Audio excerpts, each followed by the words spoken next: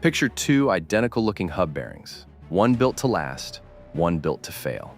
From the outside, they look the same size, same bolt pattern, same shiny coating. Inside, one has hardened steel, a proper grease fill, and a seal built to keep contamination out for years, while the other is cutting corners in all three places. On a trailer or a heavy truck, that difference is the gap between a bearing that hums a warning and one that lets a wheel come off at speed. We're naming the 5 brands doing the cutting and the 4 still building it the old way. Why this list order matters? This isn't about brand loyalty. It comes down to 3 things you can actually check: the steel and its heat treatment, the grease fill and seal design, and whether the company machines its own parts or just reboxes whatever a subcontractor shipped for the lowest bid. We're starting with the 5 brands showing a documented pattern of premature failure and closing with the 4 that still build to the standard this audience already expects. Check your own trailer, truck, or equipment against the first 5. That's the part of this list that costs you money. Avoid number 5, Detroit axle. Detroit axle is among the most widely bought budget hub assemblies on the market. It earned a best value pick from one of the more credible buying guides in this space. But that same review still flags something worth pausing on, because quality control issues are common and service life runs shorter than the premium options next to it on the shelf. In practice, that means inconsistency box to box, not one universal design flaw. A batch with a slightly thin grease fill or a seal that seats a hair off spec will fail early, while the next box off the same line runs fine for years. That inconsistency is exactly why some owners swear by Detroit axle and others swear at it, and it only gets worse further down the price ladder. Avoid number 4, GSP. GSP is a Chinese-manufactured budget hub and bearing brand. It sells widely through the same aftermarket channels as the bigger names, and independent reports describe units developing play well under the 85,000 to 100,000 mile range a properly built sealed hub is supposed to hit, sometimes far sooner. This is the budget reboxed pattern showing up again. A brand competing on price alone has to cut steel grade, grease spec, or seal design somewhere to hit that number, and the corner they cut shows up on your axle, not on their spec sheet. This next one isn't a name you'd expect on a list like this. Avoid number 3, Moog. Moog has over 100 years of reputation in steering and suspension parts. That's exactly why its wheel hub assembly problem catches people off guard.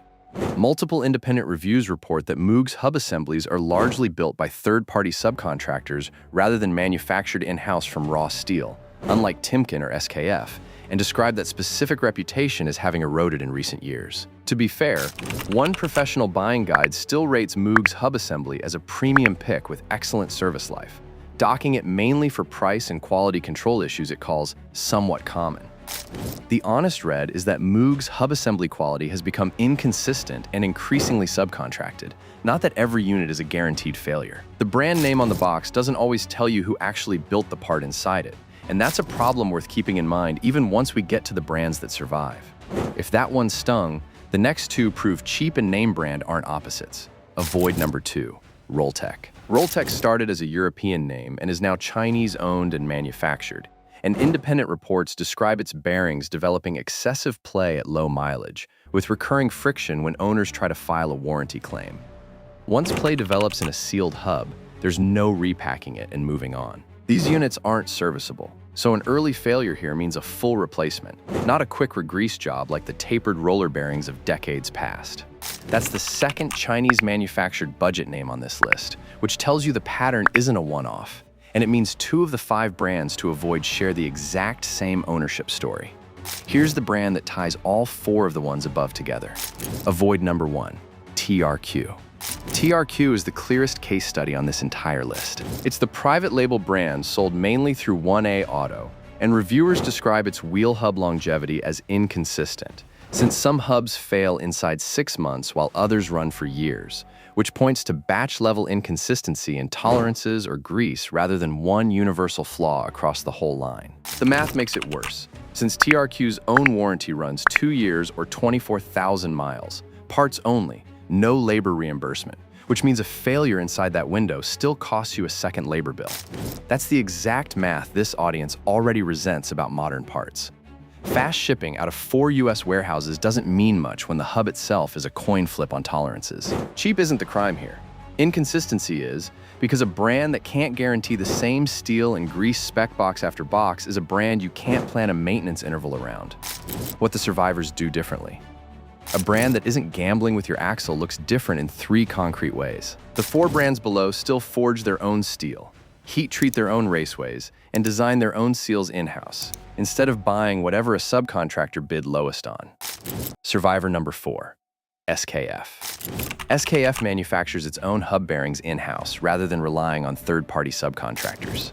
Its warranty coverage jumped from 3 years to 5 years, starting in early 2023. Which is the kind of change a manufacturer only makes when it trusts its own part. SKF's own cage documentation notes that steel cages hold up to roughly 300 degrees Celsius without breaking down, compared to the polyamide cages common in cost-cut hub units, which age and stiffen under sustained heat and lubricant exposure over time. SKF also builds a 4th-generation hub design. That's a step past the 3rd-generation bearings that most of the market, Timkin's mainline included, is still running. And the extra stiffness is what lets a heavy truck or trailer hold its line under load instead of feeling loose through the steering. That's the first payoff after 5 warnings, and SKF isn't the only brand taking that approach. Survivor number 3, NTN. NTN is a Japanese manufacturer with more than 100 years in bearing production, named independently by multiple sources as a top recommendation, specifically because it still controls its own raceway grinding and heat treatment instead of outsourcing it. That control is why the phrase Japanese bearing steel isn't just marketing here. A raceway that holds its hardened surface layer longer under the same repeated load is a raceway that doesn't spall as fast.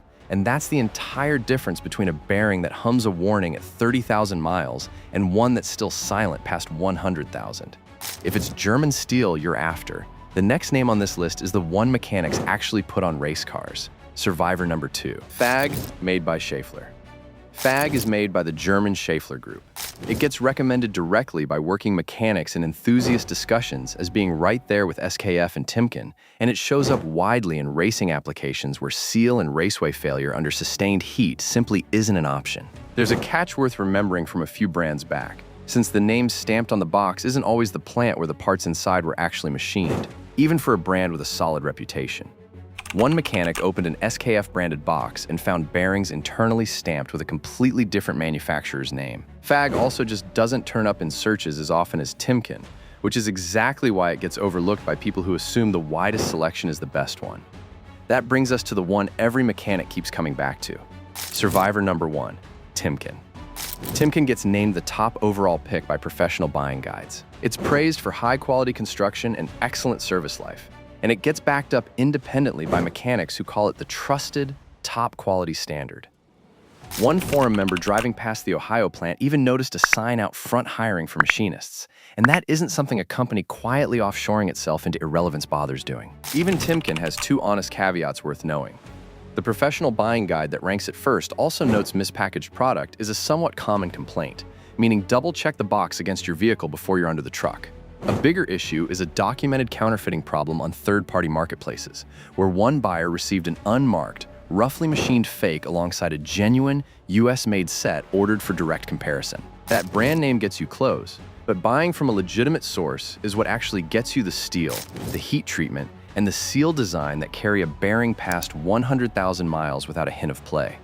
The brand name gets you in the door, but the in-house steel, the heat treatment, and the seal design are what actually carry a bearing past 100,000 miles. Check your own trailer or truck against these 9 names before the next long haul, and drop a comment if one of them is already sitting on your axle. Subscribe for the next teardown.